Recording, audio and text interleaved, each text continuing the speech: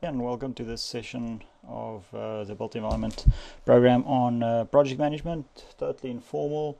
What we're going to do this week is we are just going to have a quick look at project management teams and specifically their roles and responsibilities. So this is the last of the soft issue skills that you'll need when you start working with big projects, but as we go along, next week we'll start looking at the more interesting things, for instance, scope, risk, procurement, time, cost, and all of those, and we'll be able to easily go through those. Alright, as always, remember these sessions are recorded, and that if you have any questions, either use the chat functionality or just send me an email and I'll pick it up from the forum. Alright, so there we go. This week, project management team members and their functions. The third session in about 20 of these sessions that we're going to hold. What I like about these sessions is that it's totally informal and we can do what we want. So I've decided to add a weekly point to ponder. And this is from a guy called Scott Adams. And he's the author of the well-known cartoon strip called Dilbert. Dilbert is one of my all-time favorites. Hello Tracy, how are you?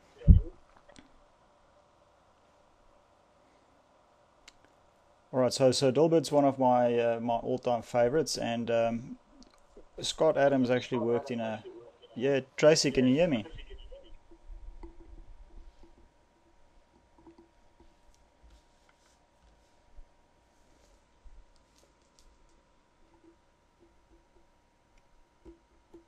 Tracy? Alright, so if you can't hear me, just send me a little message on the chat function, and then I'll... Oh, there we go. Not sure what I've done. Alright, now I can hear you fine now. How's it going, Tracy?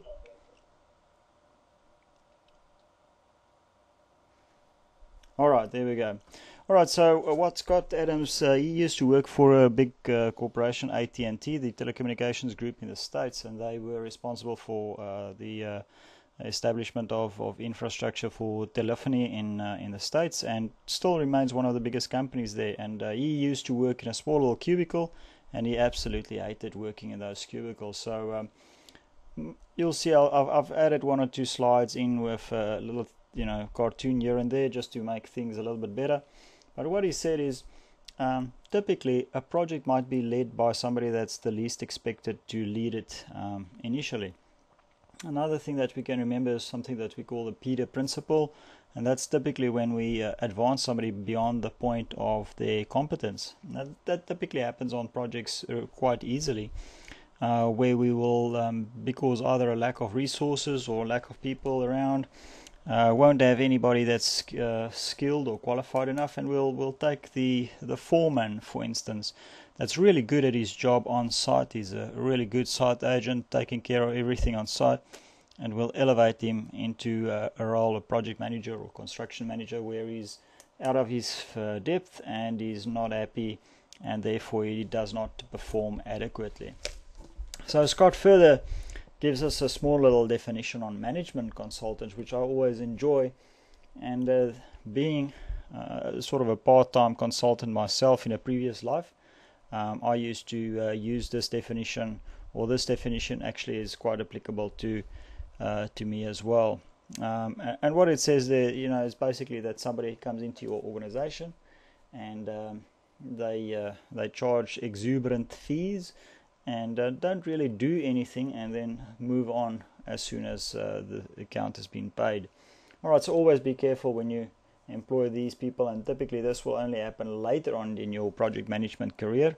It's not something that you're going to encounter early on. If you're a junior project manager or something like that, typically you won't need or you won't encounter consultants at that level. The moment you start moving into large international corporates, this is where you'll typically get management consultants. There's quite a few of these companies in and around Australia. Tracy, hold on 1 second. I just want to check something quickly. The presentation. So there we go. Scott Adams, quite interesting, all the things that we're going to see in the next couple of minutes. So this is just a little slide small little cartoon that basically tells us where project managers and consultants or anybody of that matter is basically the same. So I always have these into the presentations a little bit tongue-in-cheek to see if I can get a chuckle out of it. Obviously, it's a lot more difficult if I can't see your face, and this is the problem with distance education. So if we were in a big class, I'm sure we would have had a few smiles in the lecture hall.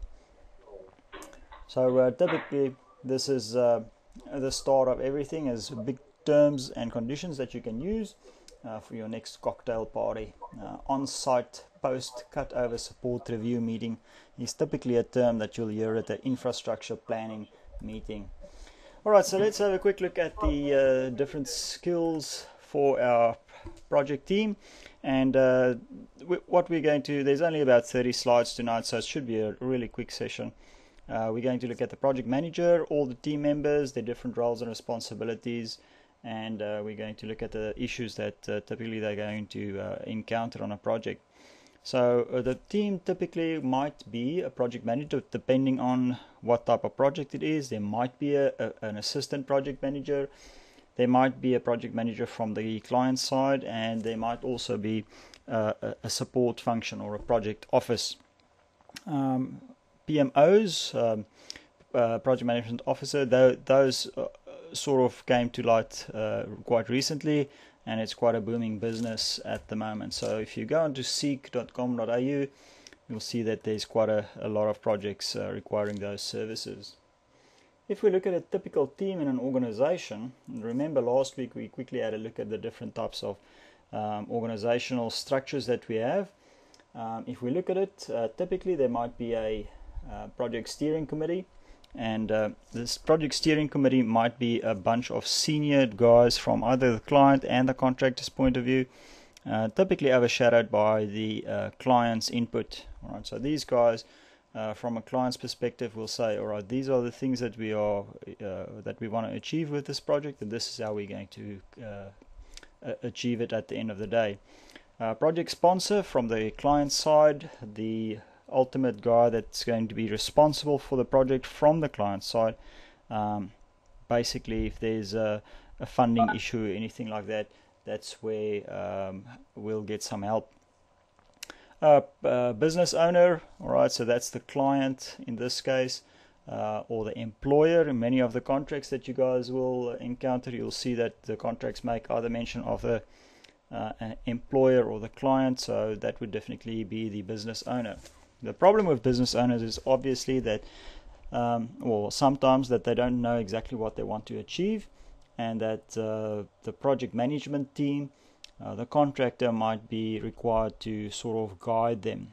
All right, remember that contractors are appointed because of their experience and the reasons or their expertise, and that's typically why business owners chase after them. We'll talk about the project manager a little bit later again in detail.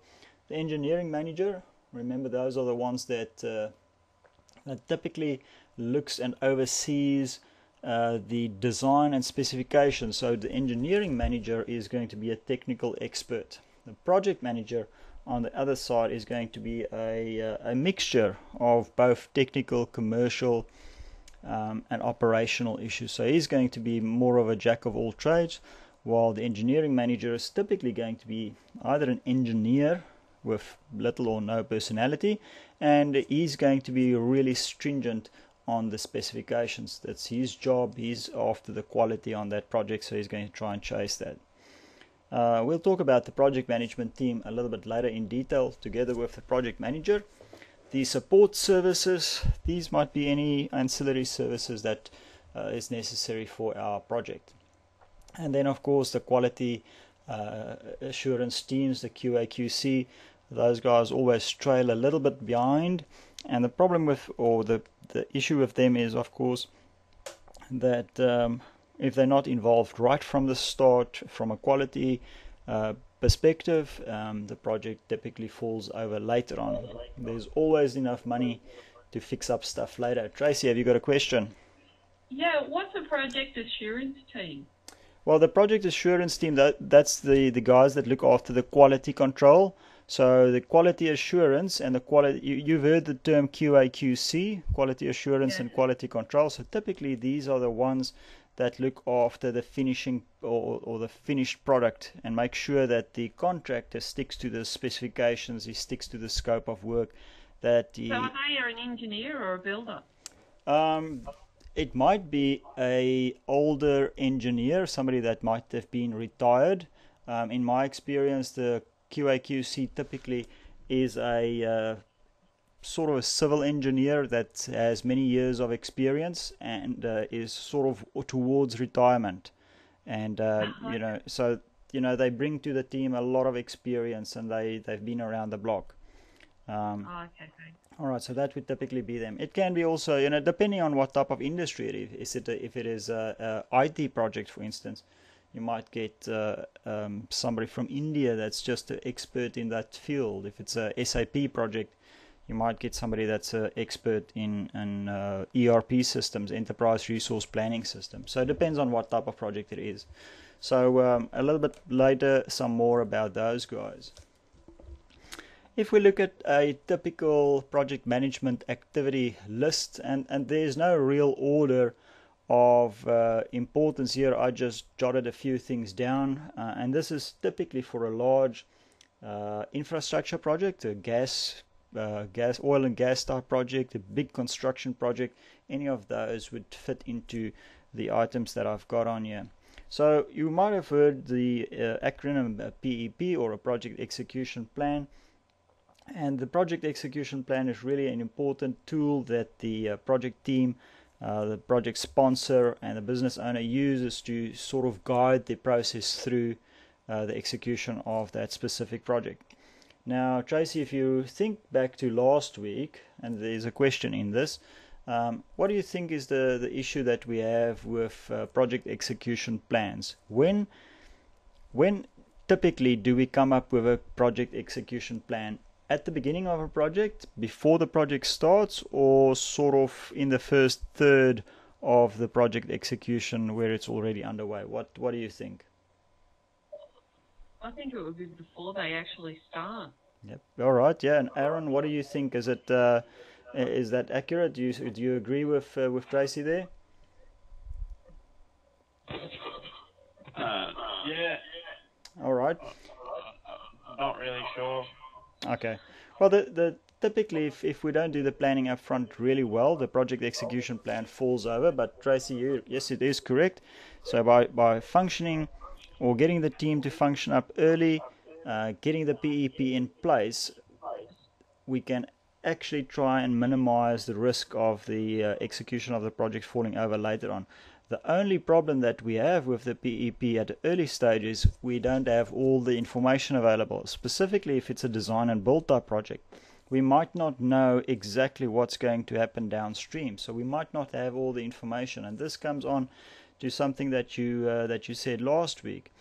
Remember earlier on in a project when the information is scarce, to make a change to the scope is really cheap. But as the project picks up speed and as we move through the scope, it becomes more and more expensive to make the changes to the execution plan and to the scope. Alright, so more about that a little bit later on again.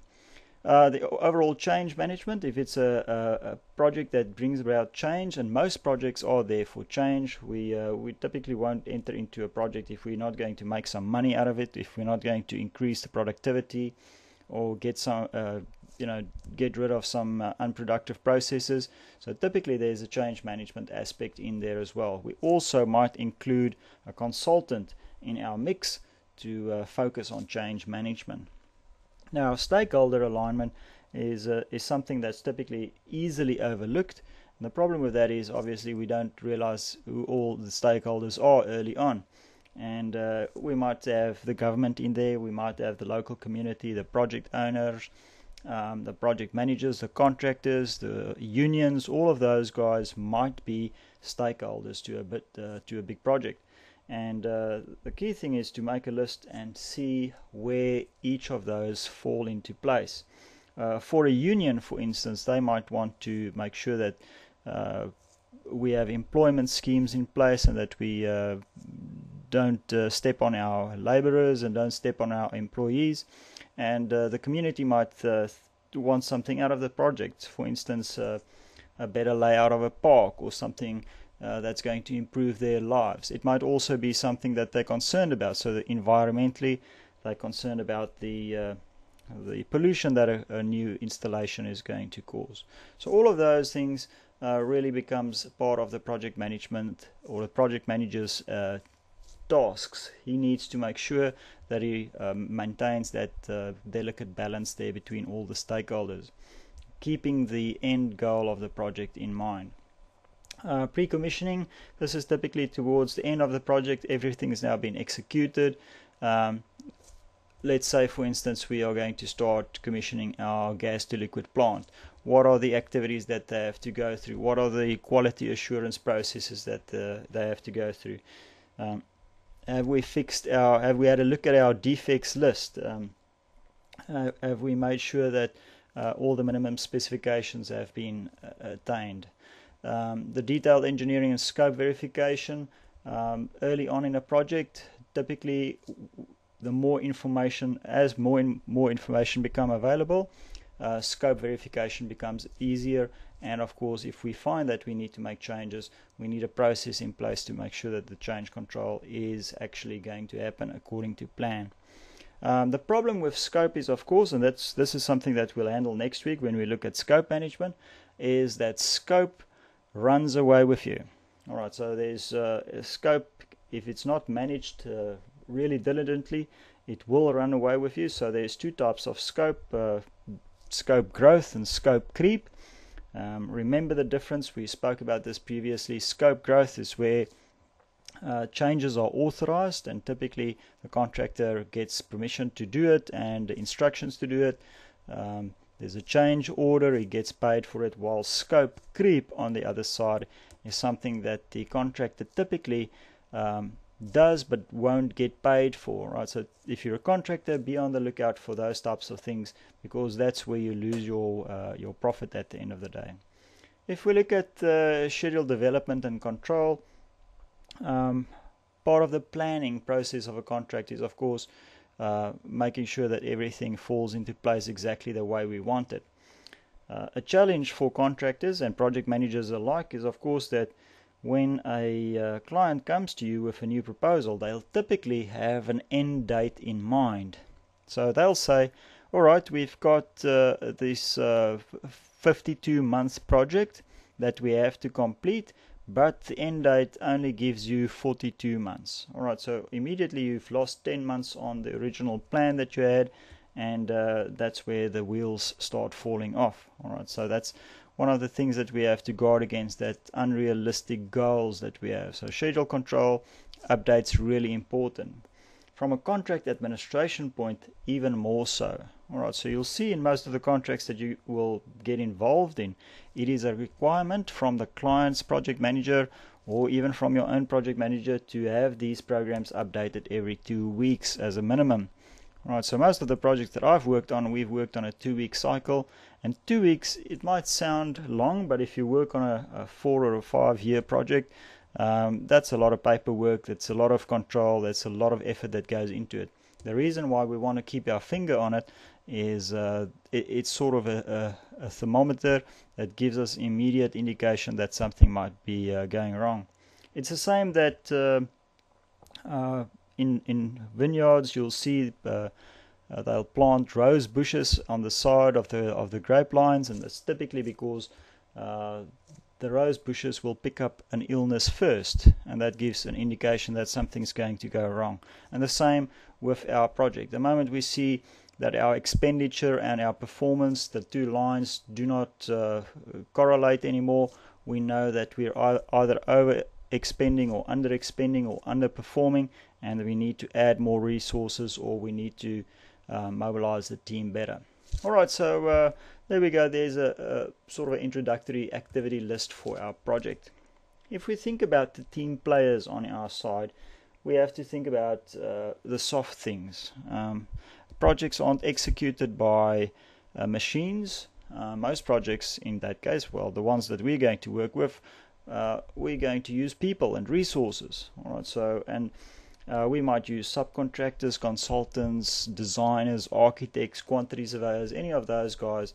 They will be involved in our project, and each of those have a life outside of the project, and each of those have, of course, a life outside of work. And we have to start thinking about how do we manage it, how do we make it as nice as possible for them to be on this project.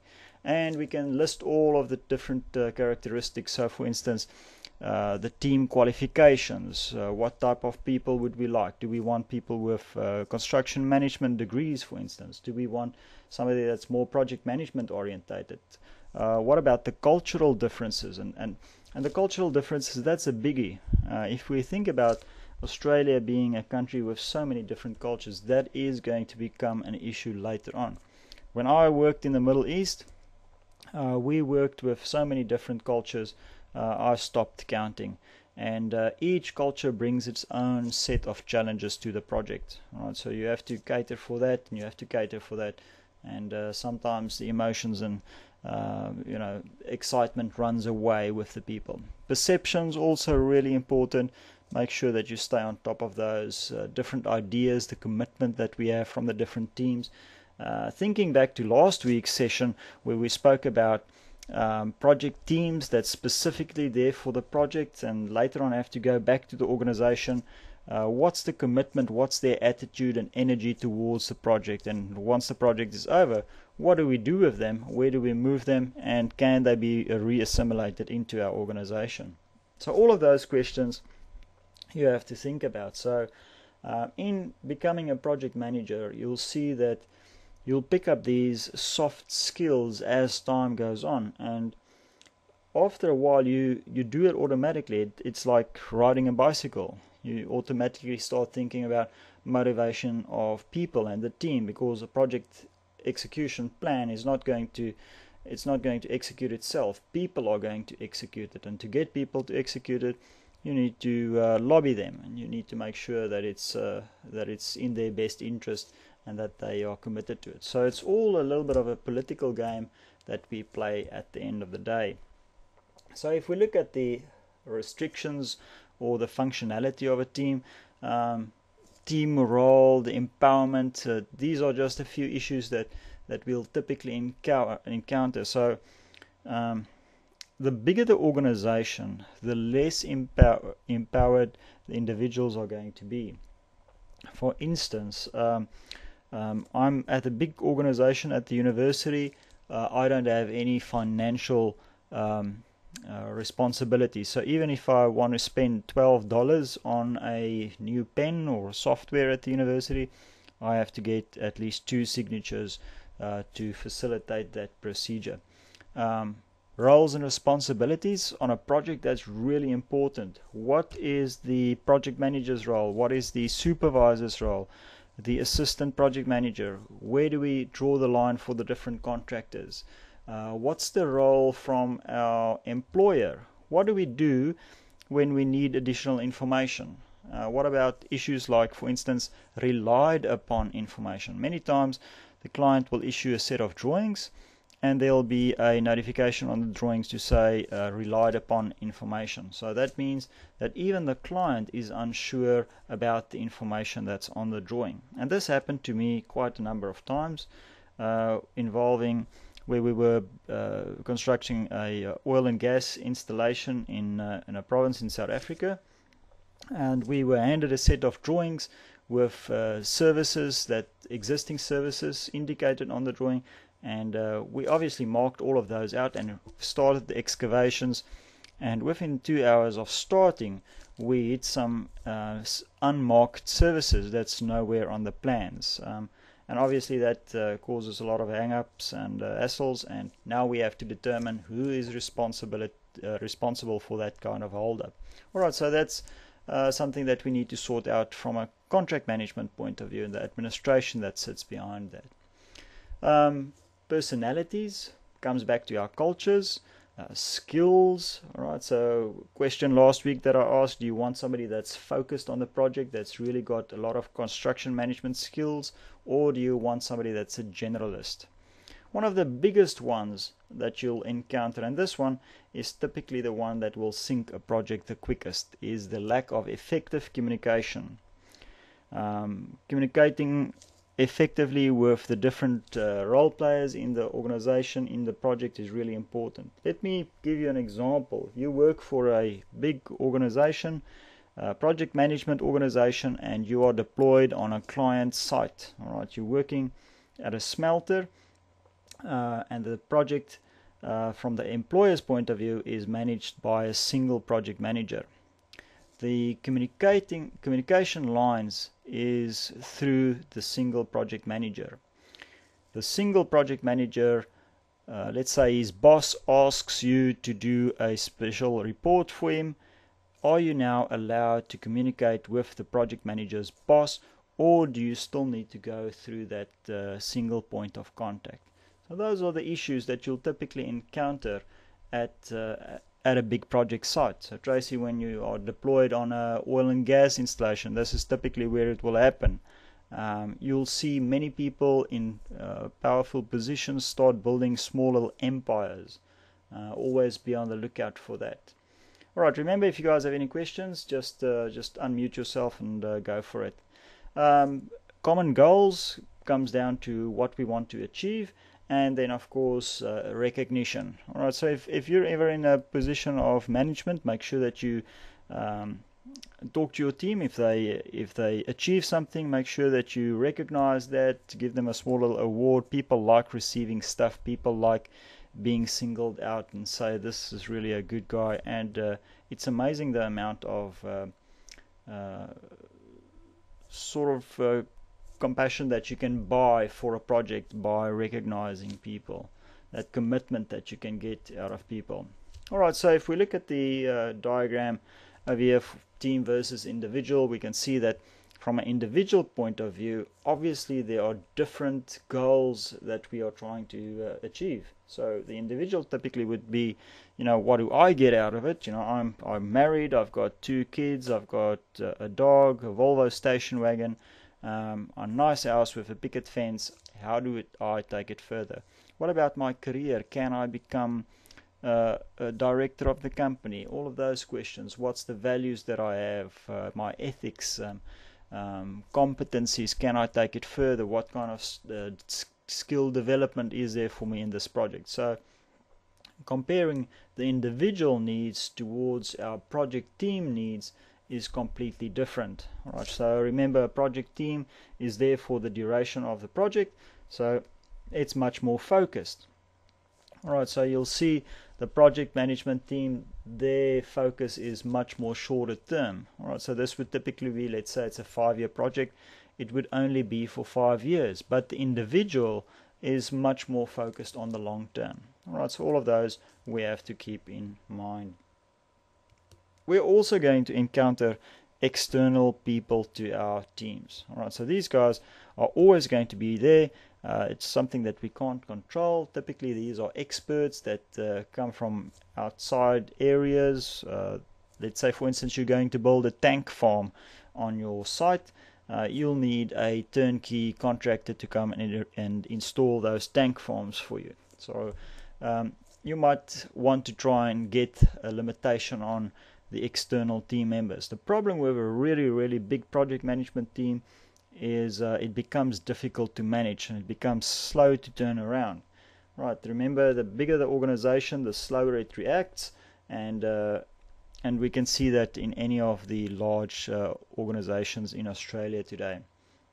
If it's really a lean, mean fighting machine with a really strong pyramid scheme or organizational structure, decisions can be made much quicker. There are much more flat communication lines, and we can get execution much quicker, as opposed to going through committees, collaboration, consultation. All of those things just slows down the project. All right, for some projects, large project management teams are necessary, and of course we have to work with those people. All right, so just take care that you do have a look at these sort of limitations that we have. Tracy, you've got a question? Yeah, I was just wondering, what's an example that you've actually gone through to have an external team member that's come in and created problems? Well, the easiest one is the environmental specialists that I've encountered.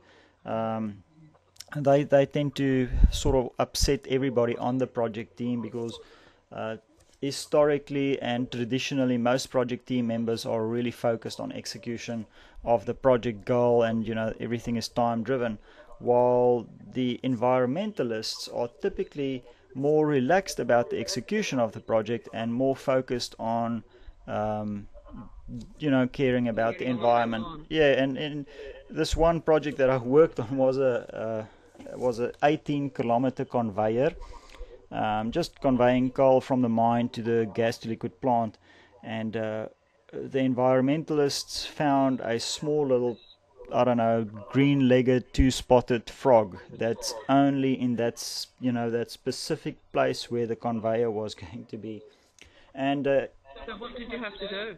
well, eventually we canned the project because replanning the project to go past or around the area, we couldn't repatriate the frogs because it was sort of a green belt area, and we couldn't move them at all. And by redesigning the conveyor, it became, I think we lost about 6 kilometers because now we had to. And the thing about conveyors, you can't make quick turns. It's a little bit of a long way around, and it just became financially not viable. So we couldn't go forward with that project. And the sad part about that is uh, the community basically lost out because there was, it was going to be a 5-year project. There's going to be a lot of jobs and all of those things. So we had to go back to the drawing board, and eventually that whole project got scrapped. So that's just So how one. much money was actually spent on that project before it even got off the ground? Well, this is in South African rand, so you can divide it. Well, let's say divide it by 4 because it's a few years ago. We must have spent about 80 million rand on that, so that's about what, $20 million. So in today's Oh, in okay. yes, so in today's terms, it doesn't sound like a lot. $20 million on a project today isn't, on a gas to liquid plant isn't that much, but 10 years ago that was quite a number of jobs that was in the balance there. Do they factor this into the cost? Well, we do make, we do allow for contingencies. Obviously, a contingency is this is the question that you asked last week. Some earlier on the contingencies are larger. So if we have a very rough order of magnitude type estimate, we will add about 20% of the total project as a contingency. But as the project continues and more and more information becomes available, that very rough order of magnitude comes down into a order of magnitude and then a definitive estimate, and then we go down to about 5% of the contract value, and 5% of the contract value can be it can push you over the hurdle rate and make a project unviable. So yeah, it's difficult to answer that question. For each project it's going to be different, but typically, yeah. So when we do cost management in the next couple of weeks, I'll show you exactly how to look at these things. I'll give you an example of how to work it out. As of next week, we're going to start doing exercises. I'm going to start posting, documents before the session so that you guys can read it and, just go through it as practical examples. And all of those would be based on projects that I've worked on before. So that gives you an idea of how external team members can influence the productivity on a team and sort of completely derail it if they have. So a few points to ponder on these external members and even the internal guys is of course the performance. It's all about the performance. Every now and again I have to go through a KPI and a KPO and all of those things, key performance areas and key performance indices.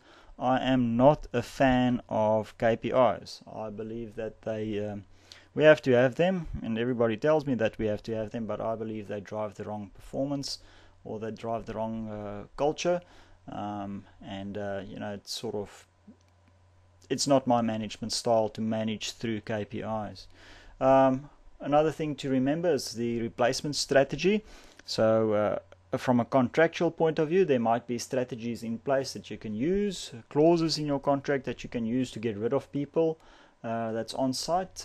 Typically, you'll have to have a really good reason, and it needs to be based on something that's plausible. So, for instance, skill, professionalism, health and safety is a biggie. All right, so you can always use those, and it's something to keep in your back pocket. Lags and peaks, right? So always remember that expertise takes a long time. If you're going to install a lift or a escalator, something like that, and you need a specialist to look at it, make sure that you do allow time for it. If you're going to build a pebble bed nuclear reactor, you need to take care of your planning up front, because you'll have to get some French people in there to help you with that design. Communication lines, I've spoken about those ones, and that example that I used actually happened to a friend of mine about 2 weeks ago, and he got called in because he overstepped the lines. The project manager's boss asked him a question, he responded directly, and he was reprimanded for that. He should have gone through his own project manager. So that's the different levels. Always make sure that you're allowed to talk to the right levels. The last one that I put in there, a glass ceiling. That's one of my own. It's not really an industry term. I just thought I'd put that in there. And this is typically where you join an organization or a project and you can't get ahead because somebody's in the position, somebody that's less qualified than you, and they just sit there. Typically, to get through a glass ceiling, somebody has to die, retire, or move on. And it's not always easy to establish reasons for those guys to die, retire, or move on. So yeah, we can talk about some glass ceilings a little bit more. If we look at the difference between the project manager and a functional manager. Now remember, project manager is typically going to be the guy that's faced with a project environment. It's a short-term environment that he has to manage and control, while a functional manager on the other hand is more concerned about long service type installations, like the manufacturing of Toyota Land Cruisers, for instance.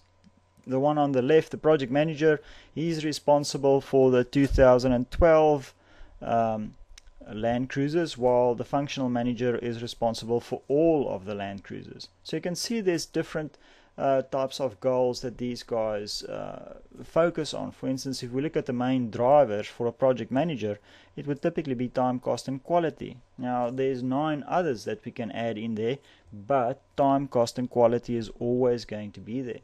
For the functional manager, it's a little bit different. He has to make sure that he satisfies the technical requirements and the scope of the quality. He needs to make sure that he has continuous support for his resources and his personnel. And if he doesn't have that, he can use other people's money. Alright, so OPM, other people's money or other people's resources. I think Danny DeVito once starred in a video or in a movie called Other People's Money. It's really a good movie to see when it comes to understanding functional management. You can see there the project manager focuses short term, while our project manager focuses on the short term, while our functional manager sort of focuses on the long term. So different strokes for different oaks. Short term over here, project manager focused on the project. Remember, a project has a defined start and end date, while our functional manager is an ongoing process. There's no real defined start and end date for the functional manager.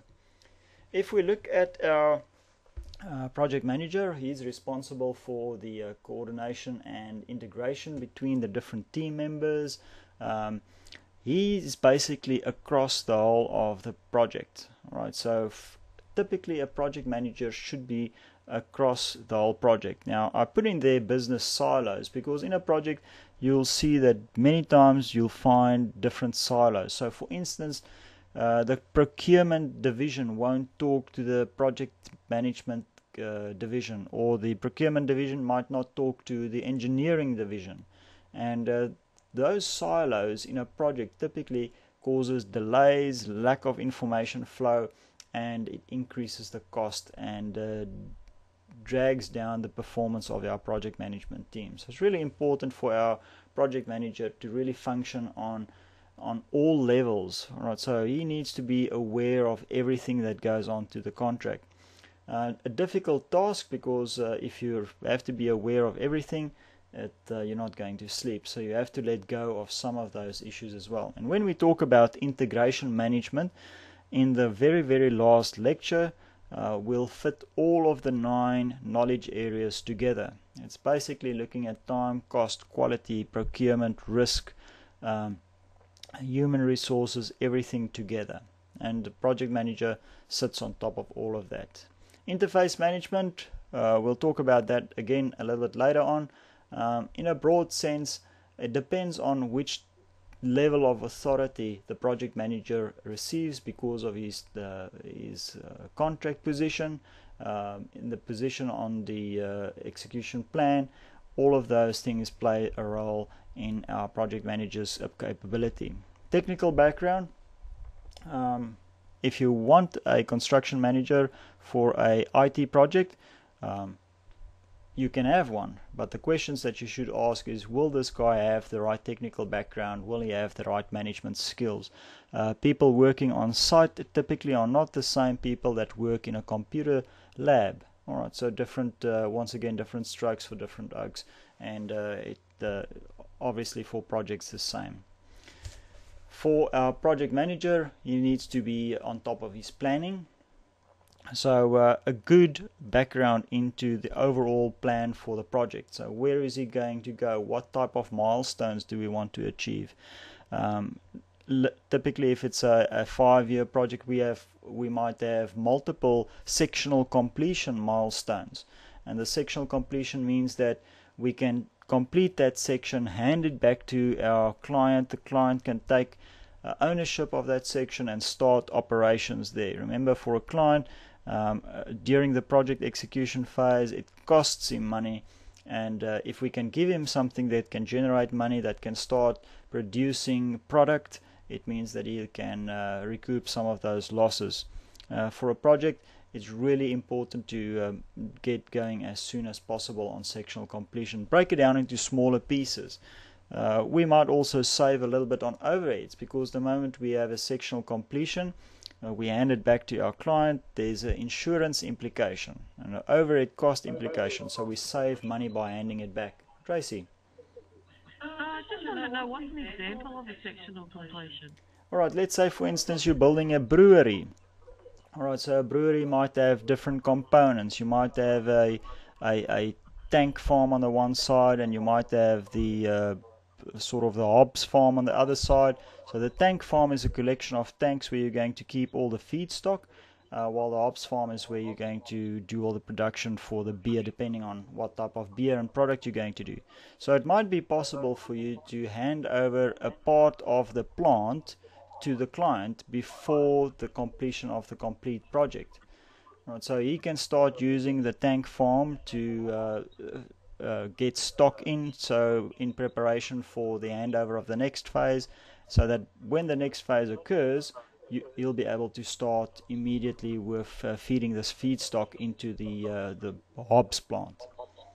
All right, so is that a good example for you? Not quite. No. All right, so let's look at another one. You've got a big school that you have to build. All right, the school, there's 4 buildings in a school, and there's a big hall where everybody gets together once a month, for instance. Let's say you start with all 4 of the buildings at exactly the same time. If you can manage to complete building A ahead of B, C, and D, that's seen as a sectional completion, because the school can effectively now take ownership of that first building, move in. It's separate from building B, C, and D, so they can start their operations, therefore starting to make money, teaching the kids. All right, is that's okay? Cool. All right, so that's, and it depends on the type of contract that you run. It might not be possible from an execution point of view to do that, but if you plan your construction project well, you might be able to do that, and the implications are there for our employer. So we'll talk about that again when we talk about cost in a later session. If we talk about the security of our project, and this is not the security in terms of physical security, this is just looking at what we want to achieve. How do we make sure that we've got a good project that's going to run from start to finish? Our project manager has a few responsibilities. He has got to look at basically the entirety of the project. He needs to make sure that the team is up to scratch. He needs to make sure that everybody is results driven, that everybody understands where the goals are for the project, what's the milestones that we want to achieve. Can we achieve the time, cost and quality triangle? Can we sort of get those to balance out? The project manager, on the other hand, might be supported by our project champions. Now, a project champion is somebody that's going to be sort of behind the project manager, and champions typically, or sponsors, they go around champion or sponsor, typically sits on the client side. Alright, so he's going to be responsible if the project manager needs some help with technical resources or information. Is going to be responsible for the long-term change management. A project champion will sit on the client side. Let's say, for instance, you're installing a new software system into a large smelter, and the installation of the software system is going to cost 1,000 jobs. Right, so that's obviously going to be a long-term effect. The project champion is going to sit behind that, and he's going to make sure that that whole change management process is driven over a period of time. What's the long-term effect of a project like that? He's going to look at that. He's also going to try and figure out what type of individual responses or effects it might have on his team. He might look into aspects of research and technology, and also the last one there, political, environmental, social and technological issues that might play a role in the specific project, not only short term but more specifically long term. So once again, we can see there that our project manager, he focuses on the short term, remember, defined start and finish date, while our project champion, he sort of looks after the legacy of that project. He's going to look after the long-term effect, the ongoing service delivery of that project. If we look at the staffing environment, obviously a project is much more shorter term, so rapid changes. We see a lot of people coming and going on a project. As we move through the different phases, you'll see that different experts arrive, they'll do their thing and off they go. If you think back to that presentation that I did right in the beginning about the tents and the kitchens that we did in the Middle East, we imported a few experts from Germany for the first couple of weeks to help us erect the bases of the tents and get everything going, just to bring our knowledge up to scratch. So those guys were on site, say, let's say 2-3 weeks, and then they left because we no longer needed their expertise. We moved on to the next phase. And each project is that. When we start out a big site, typically we're going to clear the site, we're going to do earthworks, and we're going to get a subcontractor to do the earthworks for us. So he's going to move in there with all of his equipment, do the earthworks, maybe do the excavations for the foundations, but that's his role. Then he moves away. Then we get the concrete team in, they do the concrete foundations. We might get the rebar in to do all the steel fixing and so on. And as soon as we start moving into our superstructure, a different set of people arrive on site. Obviously, you're not going to have the roofing guy on site from day one. You're only going to have him on site when it's time to put the roof on. And that's all. That's something that we need to take care of, that rapid changes, it comes and goes. For instance, cabinet makers, they won't move on to site until they satisfy that all the measurements have been made and that they can do their work off site and bring everything to site and install it in one go. From a personnel point of view, change management, obviously a biggie. Uncertainty as to where the project goes, where's the next project.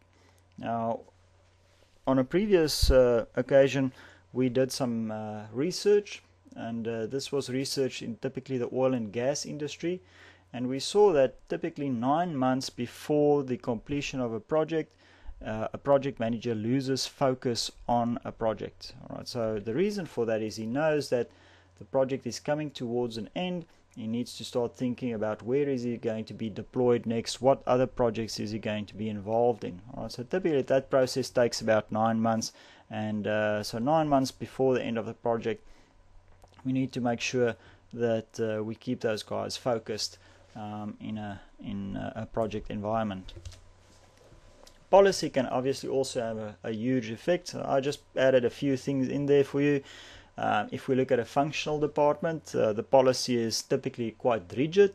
It's fixed. This is what we want to achieve. It's long-term goals that we have in mind.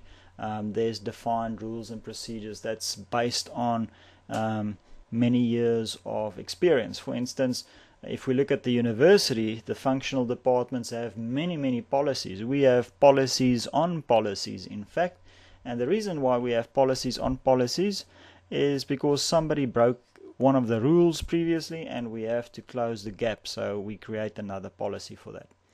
On a project, it's much more fluid. All right, so remember, a project is sort of a clean slate. We start out new, small teams, individuals, entrepreneurial, and there's going to be changes and uncertainties, and it's easier to move. So the policy on a project is typically a little bit more fluid. All right.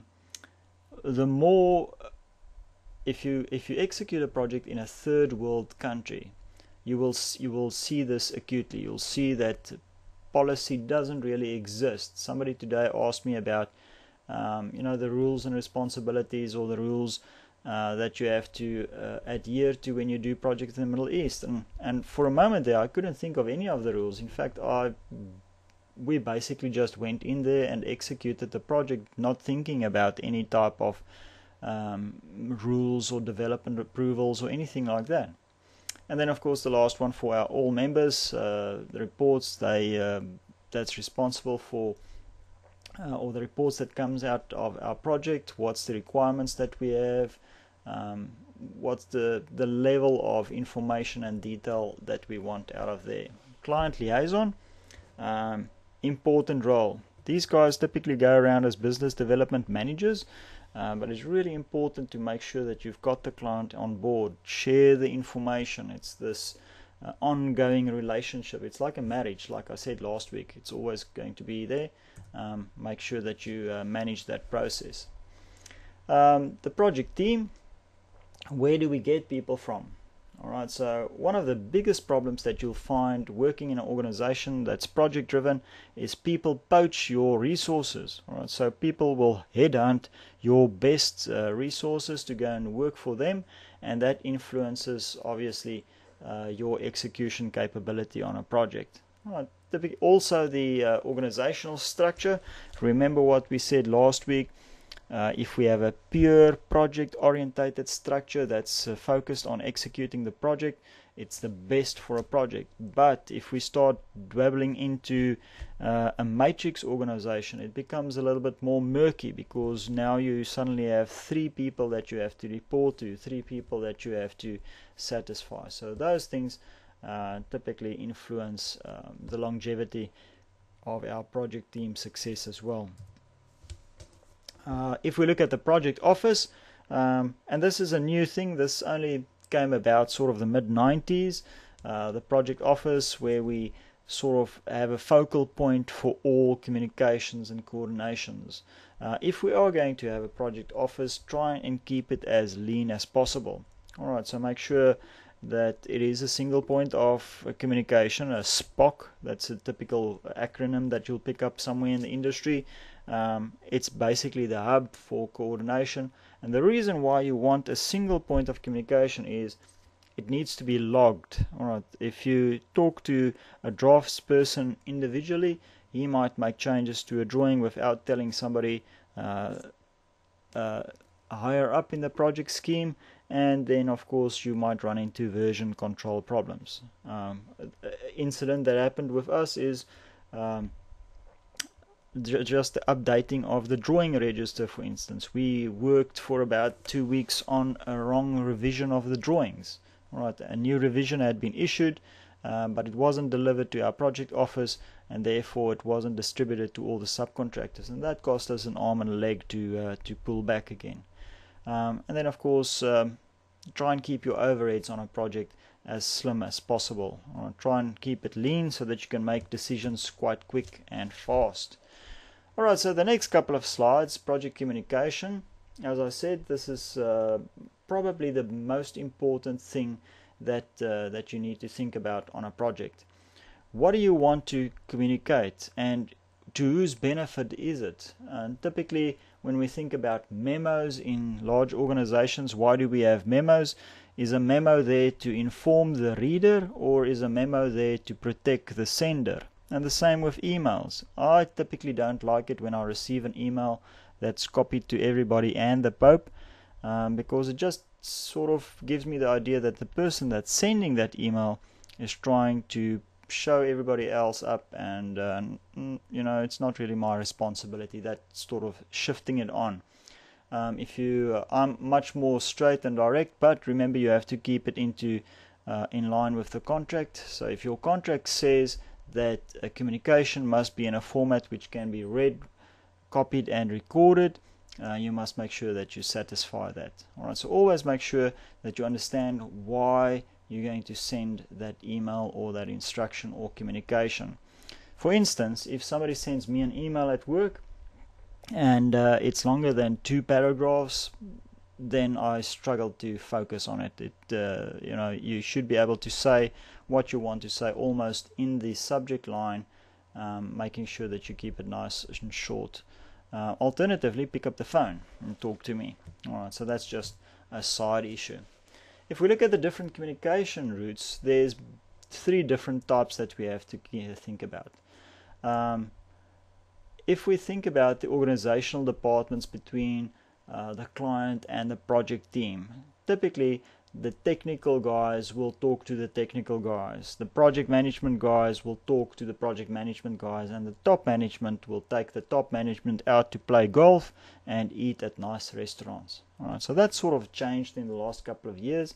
When I was still a young project manager, a lot more eating out, a lot more golfing, taking clients out to game farms, all of those things happened in those days. These days it's a little bit more open, so less and less of that is happening, and it's basically a change of culture in projects.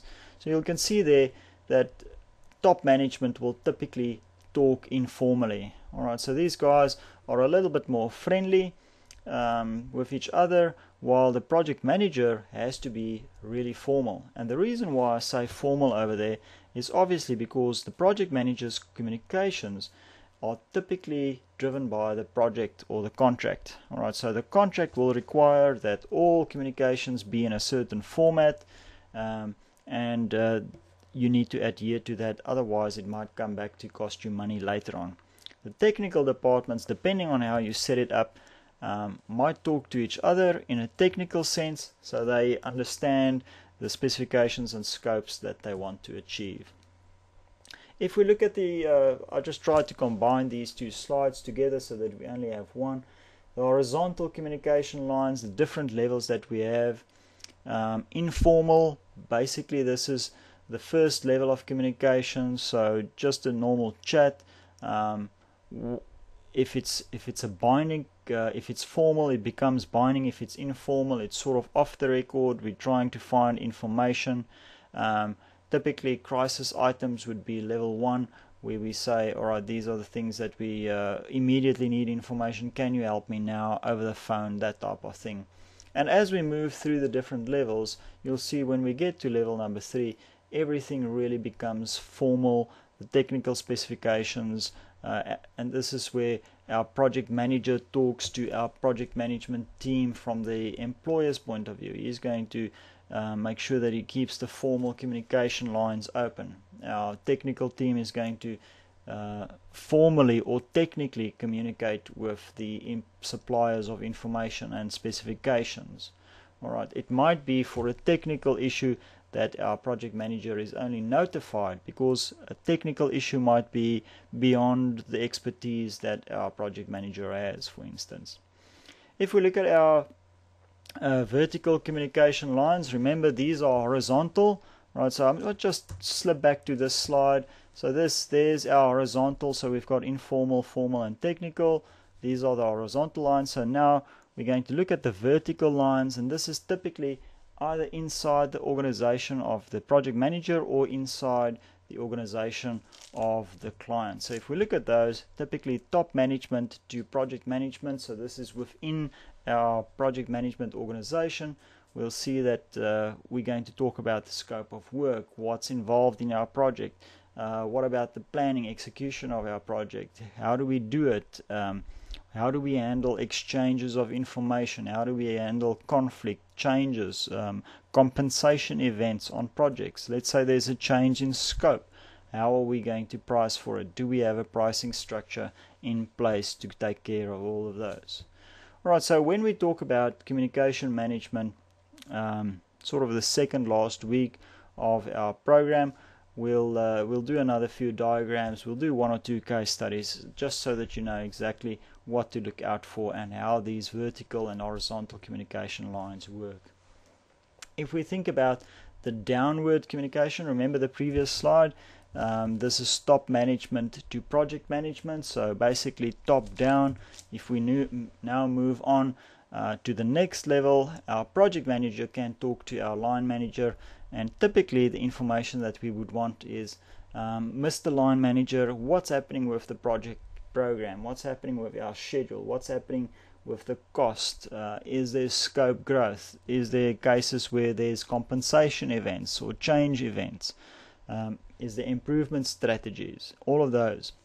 From the line manager to the project manager, he might ask for technical advice, or he might supply our project manager with reports or technical information, depending on the type of organization or project that we're running.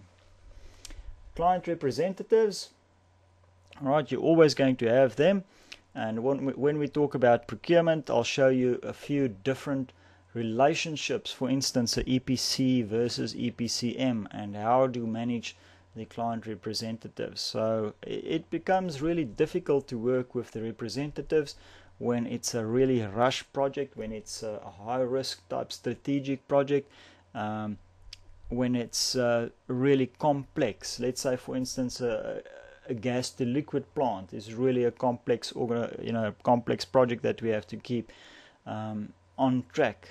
Let's say that gas to liquid project now happens on a brownfields development site, which means that there's existing services. That tends to even drive up the disparity between the different teams even more. Partial services by the parent organization. Let's say, for instance, it's a company like Shell that has 1 or 2 construction companies working underneath it, or part of the family. It might be that these services are outsourced. How do we handle them? How do we make sure that that interface stays in place? And then, of course, mistrust between organizations. I think last week we spoke, somebody asked a question about, or we had an example where an internal organization became uncompetitive, and this is typically that mistrust between internal organizations. Aaron, I think you might have mentioned that last week. So, but in any case, that's an example. So the advantages of having a client representative on site is typically we will get a fast exchange of information. All right, this is, remember, in a perfect world, we'll get the fast exchange of information. My experience is that the client reps take their time to respond. Right, they always wait for the formal communications, and they always play it by the book. They might be co-responsible if they're deployed on the contract. It will be to your benefit. If something goes wrong, they can take some of the flack. The negatives about having client representatives is, of course, they like those old people that I spoke about last week on that site. You know, they have lots of time, they have lots of ideas, and they are forever going to tell you that your methodology, your execution strategy isn't to their liking and that you should do it another way. And of course, politics are always going to be part of the mix that we have to think about. So the problem areas that I've encountered is, of course, representatives must act within the auspices of their own contracts. So they must be responsible, they must be professional in terms of the contract, and that's sometimes difficult because as a client representatives they do have a lot of power on a project site. Difficult to keep them at bay, and they need to understand that they are not in charge of the project. The project manager is in charge, the project management team sits on top of the project.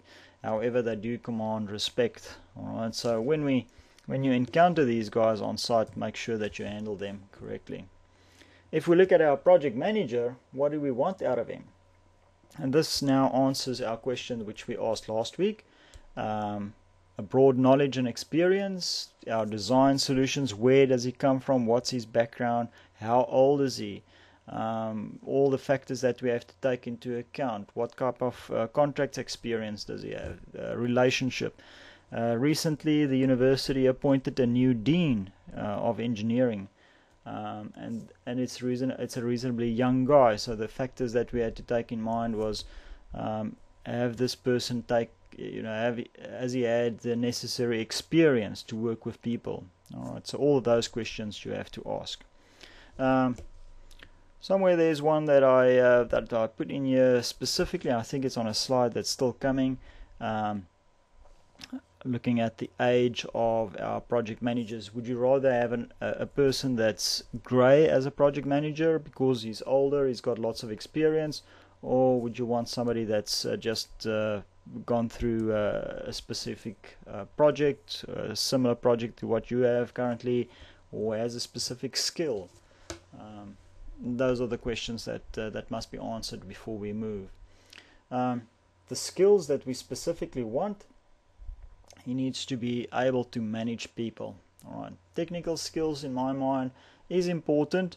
However, it's all about the people. It's going to be managing the people that's on that project, and of course the industry experience that he brings to the table. Right, so previous projects, execution strategies that he worked on, and typically you'll see that in many senses a lot of employment agencies won't see past a first qualification. So if you achieved qualification as a school teacher when you were 24, and now when you say 40 years old you decide to become a project manager, employment agencies tend to focus on the first degree qualification. So it's difficult to make that shift, and we'll talk about that again in a later session, how to compensate and how to get past that first initial block, especially if you're going to start thinking about your next career move.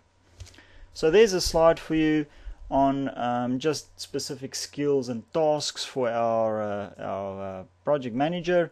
As I say, these I'll put these slides up for you. You can have a look at them. Organizational skills. One that I want to lift out there, number 6, entrepreneurial skills. You want your project manager to be a little bit of out of the box type of guy. I saw a joke yesterday. I think it was on Facebook or something like that. A photo of a coffin, and the subscript to the picture says that you'll have a lot of time to think inside the box, which is really true. While you're the project manager and while you're outside of that box, why not think outside of the box? So entrepreneurial ideas, how to stimulate growth, how to take it further, that's really important to me. Making sure that you always keep on growing. Alright, never stop growing, never stop challenging yourself. Niki Lauda said that if he was a well-known racing car driver, and he said that if he's in control, he's not going fast enough. Another author that's one of my favorite, Jeffrey Timmons, he said that if you're not a millionaire by 30, you should be bankrupt. So those are the things that you have to keep in mind. So keep on trying. All right, so our project manager selection, there's our slide that I was thinking I had in there. Part-time versus full-time, that's an easy one. Are we going to have this person internally employed, or are we going to get a contract project manager? If it's a part-time position, then obviously we want to save some overheads and we'll go for a contract position. How many projects can a project manager manage effectively? All right, so that's really a good question. The company that I came from, before joining the university, we managed up to 20 different projects. I think the most that I had at one stage was about 20, and it's really a farce. You can't manage 20 projects. Even if it's small projects, it's just impossible to do it. There's just too many things to do. A lot of things fall on the ground, and it never gets done. So my opinion, if you're going to be a successful project manager, if it's going to be well executed projects, 4, 5, maybe pushing it, typically 3 or 4 would be my comfort zone if it's a large type of project. So that's where I would pitch it. And then of course, project management function, can it be retained by general management? All right, so not really possible. You need a project manager for a project, you need a general manager for ongoing operations. They are not compatible and they're not the same. So in my opinion, the wrong way of selection is that we don't necessarily take age into consideration. Age does not equal experience. So just by appointing a guy that's 55 years old with nice grey hair doesn't mean that he's the right guy for the job. If you are going to go for an autocratic type of project manager, typically it will cost you money. The project won't perform as planned and might take a little bit longer. Availability, all right, this depends on your scenario. If you need a project manager tomorrow, obviously it's going to influence what you're going to pay for it and the quality that you're going to get. And then of course customer relationships, that cultural thing again. How do we manage that relationship between a sheikh, for instance, and an American project manager, for instance? Or how will an Australian project manager interact with a Middle Eastern sheikh? All right, so all of those things we have to keep in mind. All right, so there we go. That's a shorter session tonight. It's still a little bit longer than I thought. Tracy, Aaron, do you guys have any questions on what we went through tonight? I know this is not the fun stuff yet.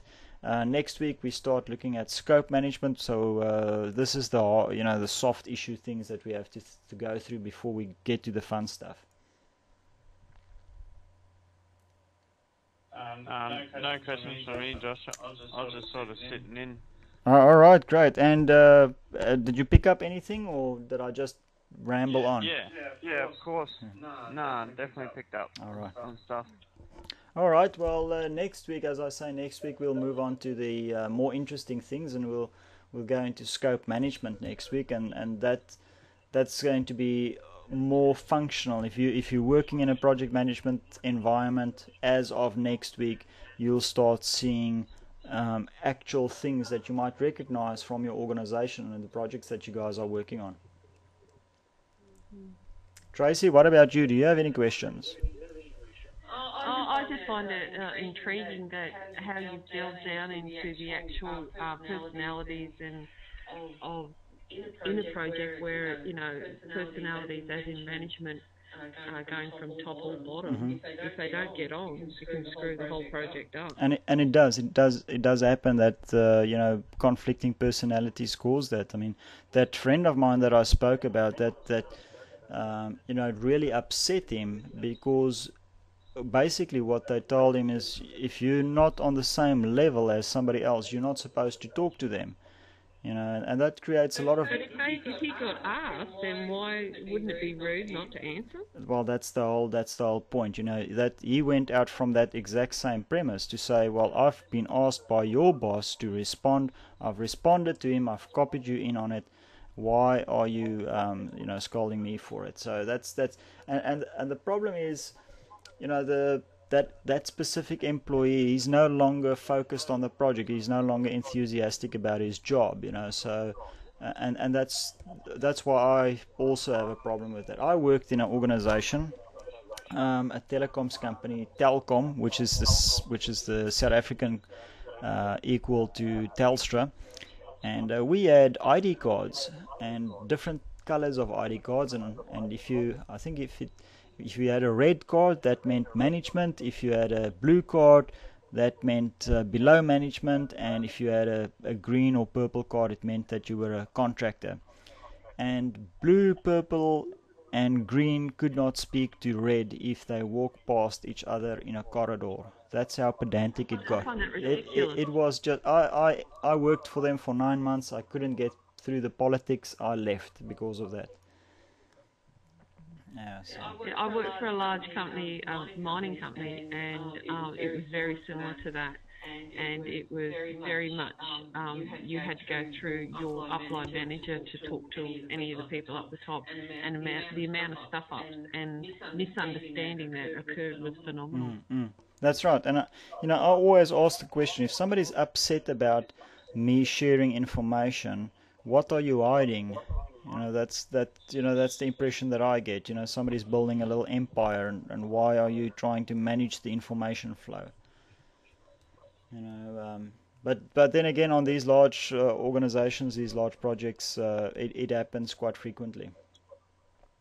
So how much, when you were talking about, like, when you're going to do research and stuff for a project, is there a certain amount of time, like according to money, like if you're going to spend $20 million, like how long is it going to take you to actually research and do all the, what is it called, the PEP for it? Like, is there like a year to... Well, it depends on the type of project, but typically if you look at a stage gate approach on a project, I might see if I've got a slide somewhere. So but what will happen is, depending, let's say it's a 5-year project, you might spend the first 15% of that 5 years looking into the executability of that project. You know, is it feasible? So you'll start with idea generation, concept engineering, then you'll start moving into detailed engineering, and each of those has a gate through which you have to jump before you get to the last one. So hang on one sec, Tracy. Let me just grab and see if I can bring up a presentation on weekly lectures. And this might just take a second or so to get.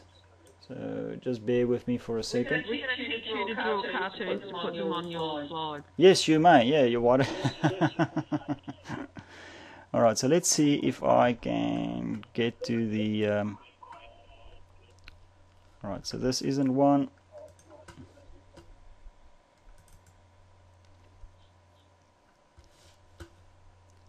I'm just looking for a specific slide that I want to share with you, Tracy, that will answer your question really well. Thank you. Alright, not that one. Week 8.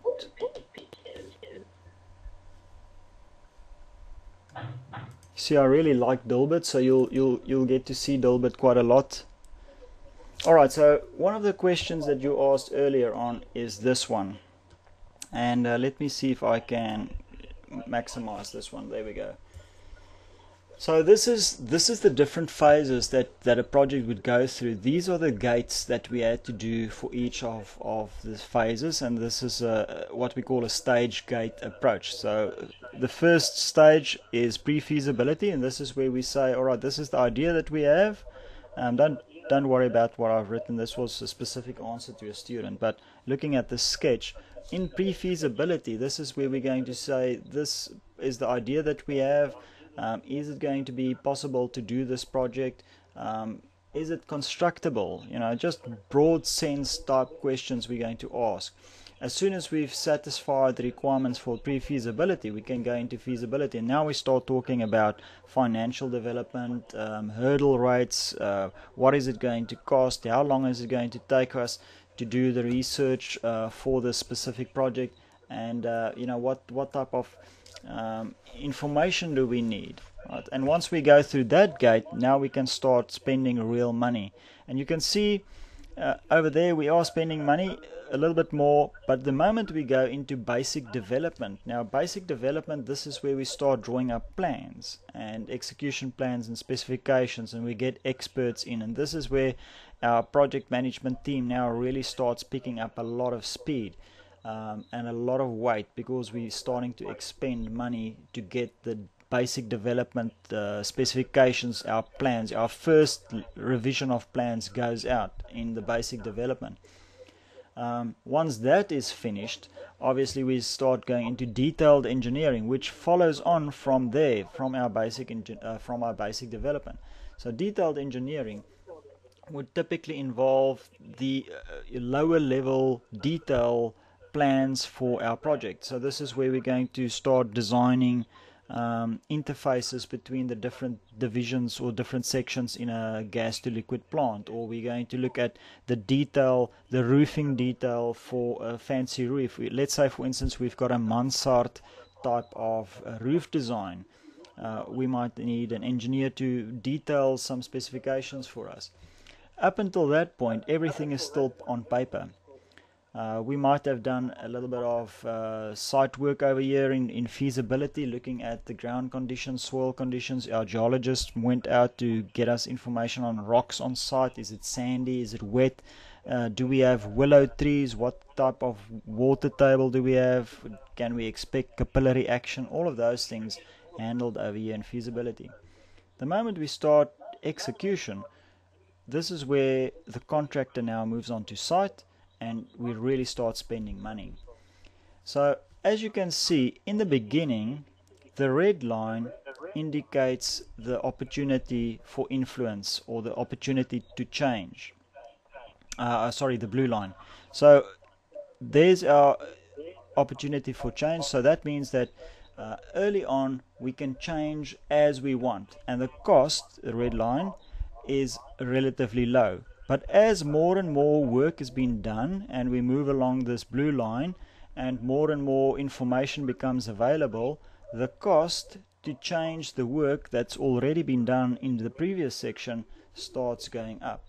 Alright, so the moment we start crossing that basic development, detailed engineering phase, we start spending more money to make less and less of a change to the project, because more and more of the work that we've done already has to be redone.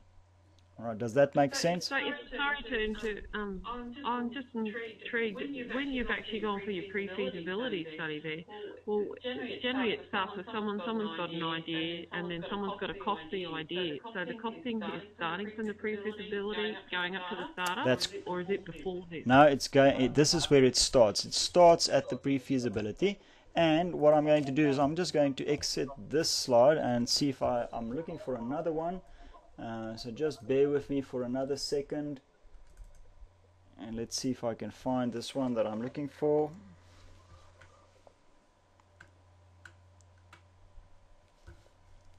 Seven, six.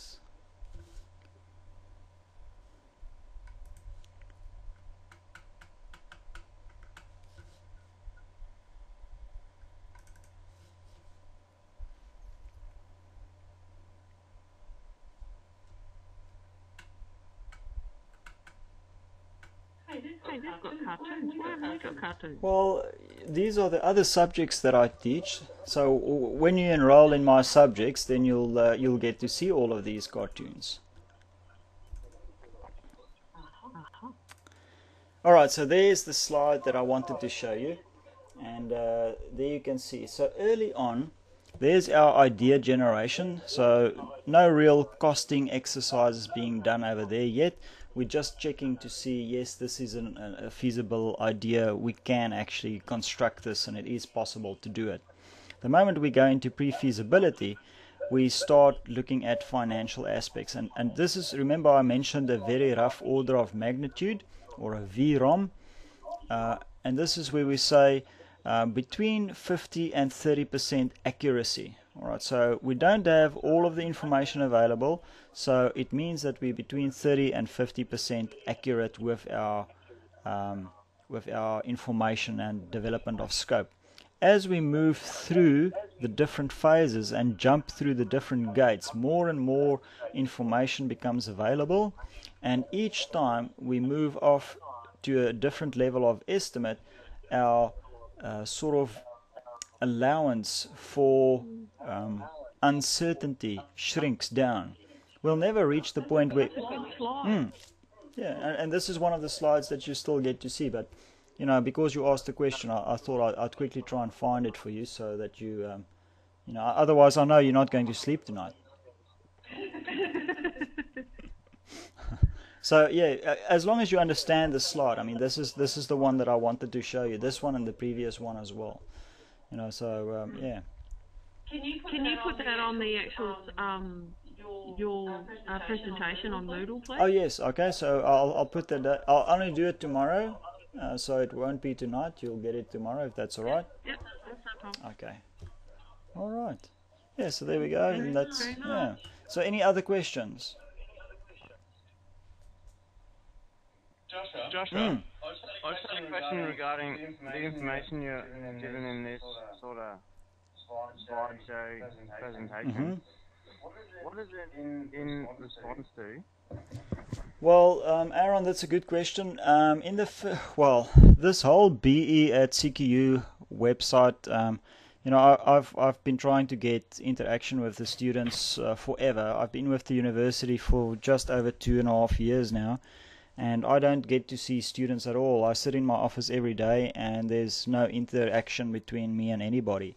So I got bored and I decided, well, we have to do something about it. So that's how we came up with the idea for, you know, these interactive WebEx sessions.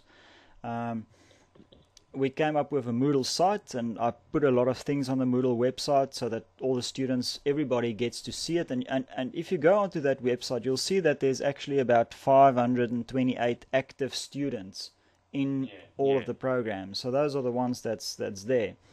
Very few of them interact with me. And the reason why I chose project management is in the first lecture that we had, I think Tracy and a few of the other ones that we heard, they asked about project management, and I said, well, okay, well, how about we, you know, take project management work, you know, week by week, and we work through this. So effectively what I'm doing here is, what you're seeing in these slide presentations is actually a 5-day or a full 5-day program looking at the fundamentals of project management. So this is a little bit of a watered down presentation where I try and share project management fundamentals with students, just so that there's something for you guys to do outside of the normal assignments and the normal stuff that you have to do in the courses that you have. You know, this is your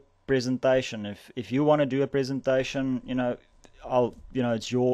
we'll choose a night and you do a presentation. So it's anybody's go.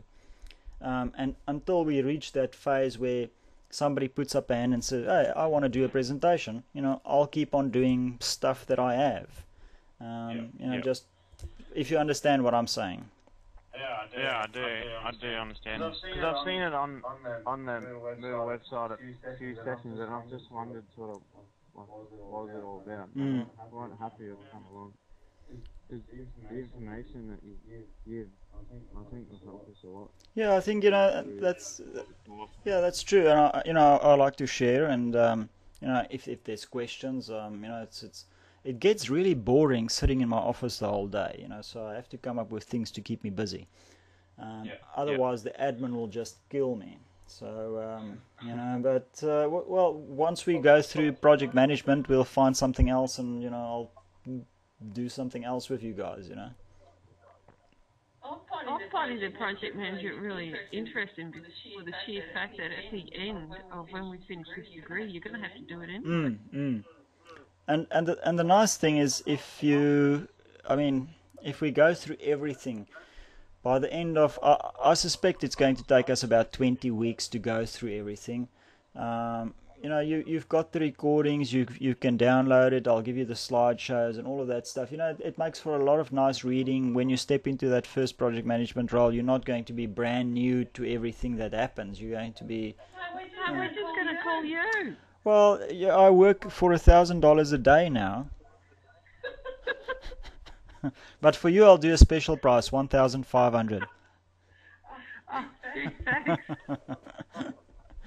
No, Tracy, that's fine. Yeah, you can phone me anytime. All right. I might have moved on by then. I'm not sure.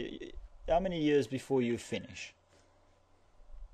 5. You see, there's a distinct possibility that I will not be in Rockhampton in 5 years. You've got ADHD. That's right. And tablets no longer work for me. All right. Alrighty, so if you guys don't have any other questions, I'll see you again next week. Thanks very much, Doctor. All right. Have a good week. All right, see you guys later. See you. Bye.